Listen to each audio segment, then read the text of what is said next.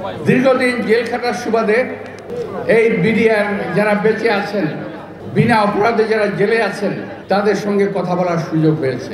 আমরা জেনেছি ওই দিন বিডিআরকে হত্যা করা হয়েছিল বাইরের একদল কি বলবো সন্ত্রাসী অথবা প্রশিক্ষিত একদল প্রশিক্ষিত প্রাতিষ্ঠানিক লোকেরা তাদেরকে হত্যা করেছিল। আমি কি বলছি বুঝতে পেরেছেন?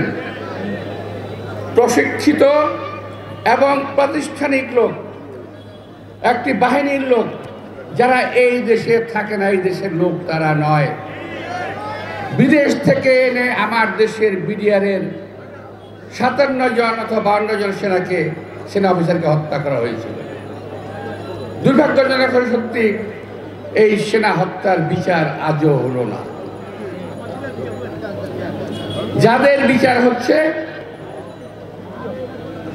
এবং হয়েছে, অনেকের ফাঁসির আদেশ নিয়ে জেলে আছেন, তারা সকলেই নির্দোষ, তারা কেউ দোষী নয়। জেলের ভিতরে তাদের কান্না দেখে আমরা আমাদের চোখের অস্ত্র ধরে রাখতে পারি নাই।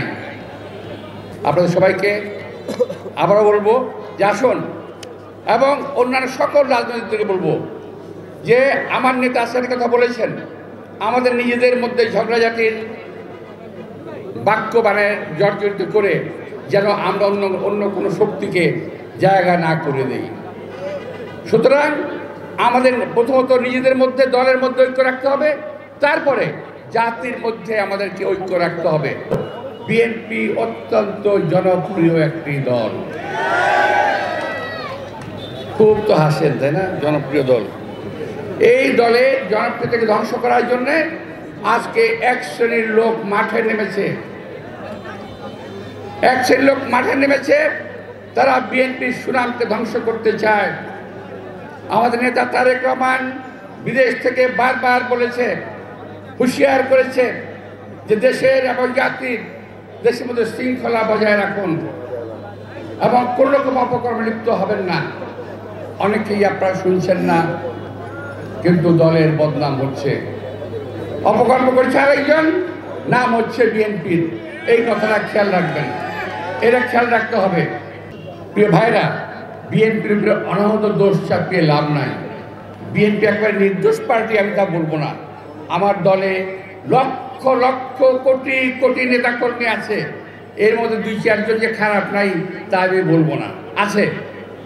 আমি আমার সমস্ত নেতাকর্মীদের ভাইদের বলবো, যারা আজকে যে সমস্ত নেতাকর্মী যারা আজকে কোনো অসৎ উপায় অবলম্বন করেছে, তাদেরকে চিহ্নিত করুন, তাদেরকে পাকড়াও করুন, তাদের দলের হাতে সুপর্দ করুন।